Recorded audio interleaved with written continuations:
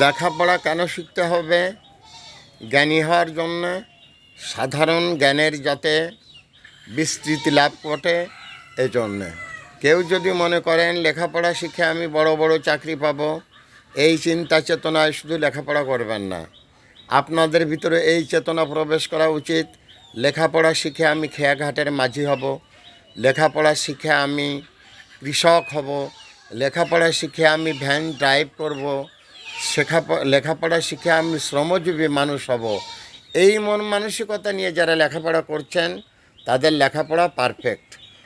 আর যারা শুধুমাত্র চাকরির জন্য লেখাপড়া করছেন, আপনাদের এই লেখাপড়া বেশিরভাগ ক্ষেত্রে অচল।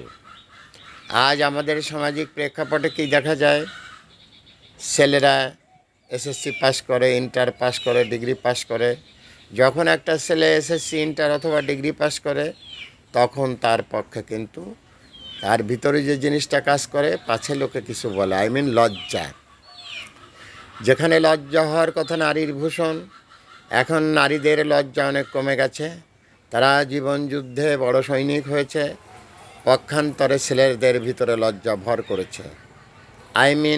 তারা মনে করে যে আমি যে এসএসসি পাস করলাম, আমি যে ইন্টার পাস করলাম, অথবা আমি যে ডিগ্রি পাস করলাম, আমরা একটা চাকরির প্রয়োজন। তখন সে কী করে? এগুলো পায় না। যখন সে চাকরি পায় না, তখন সে পিতামাতার ঘাড়ে বসে খাবার খায়। কেন খায়? কারণ সে সুইটেবল জব পায় না। সুইটেবল জব সে পাবে না, সে ঘুরে বেড়াবে দিগ্ভ্রান্তের মতো। আর এই যে শিক্ষা, এই শিক্ষা তাকে নিয়ে যাবে ধ্বংসের দ্বার প্রান্তে।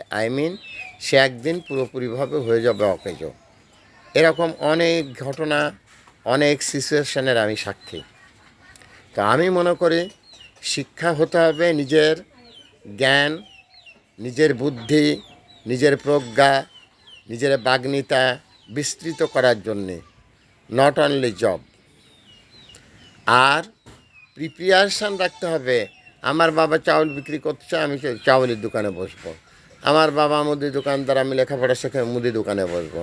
আমার বাবা সাইকেল মিস্ত্রি, আমি লেখাপড়া শিখে সাইকেলের দোকানে বসবো। কেন? এই জন্যে যে তখন আমি এই বিজনেসটাকে আরেকটু ভালোভাবে পরিচালিত করতে পারবো। এই কথা মনে করে হচ্ছে টোটাল যুব সমাজকে লেখাপড়া করতে হবে। নইলে যুব সমাজ কী হবে? দিগ্ভ্রান্ত হবে। কি হবে? তারা মাদকাসক্ত হবে, ফ্রাস্ট্রেশন তাদের ভিতরে ভর করবে। আজকাল দেশে আত্মহত্যার পরিমাণ এত বৃদ্ধি হওয়ার কারণ কী? কারণ একজন মানুষ ইন্টার পাস করার পরে সে নিজেকে একজন অটো ড্রাইভার, অথবা একজন শ্রমজীবী মানুষ, অথবা ইটের ভাটার একজন লেবার, এটাকে সে মেনে নিতে পারে না। আর যখন মেনে নিতে পারে না, তখন বাধে বিপত্তি। তখন তার বৃদ্ধ পিতামাতার ঘাড়ে সে চেপে বসে। বাবা তখন লেবার দিয়ে এনে সেই ছেলে মেয়েদেরকে খেতে দেয়। এই সিচুয়েশনে বাবা তখন বিভিন্ন সময় বিভিন্ন কটুবাক্য তাদের উপরে প্রয়োগ করে। এক পর্যায়ে দেখা যায় যে তারা মনের দুঃখে আত্মহত্যা করে। আর আত্মহত্যা করে যে সে হচ্ছে কাপুরুষ। তাহলে তার লেখাপড়া শেখার সুফল কী হলো? কিছুই হলো না, এটা হলো কুফল। অতএব কুফল অর্জনের জন্য যেন কেউ লেখাপড়া না শেখে, তাকে এই প্রিপারেশান নিয়েই পড়তে হবে যে আমি লেখাপড়া শিখে খেয়া নৌকার মাঝি হব, আমি লেখাপড়া শিখে মাঠে যাব, কৃষক হব, ধান উৎপাদন করব, আমি লেখাপড়া শিখে ছাগলের খামার দেব, গরুর খামার দেব, অথবা আমি একটা মুরগির খামার করব।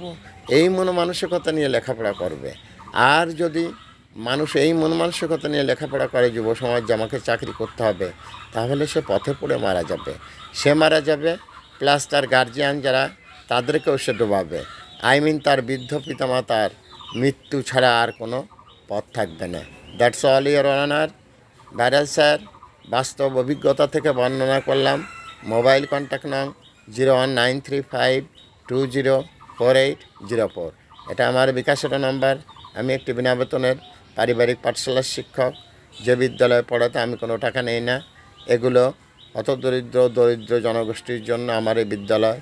যার মনে হবে সে এখানে পড়তে পারে বিনা টাকায়। কোনো টাকা এখানে নেওয়া হয় না। এবং প্রতিদিন তাদেরকে কিছু নাস্তা, কাগজ কলম এই বিদ্যালয় থেকে তাদেরকে দেওয়া হয়। So all are everybody, take my love, take my salam. Please you help me for my work. for my health, for my family. Thanks a lot. My Bikash number is 01935 2048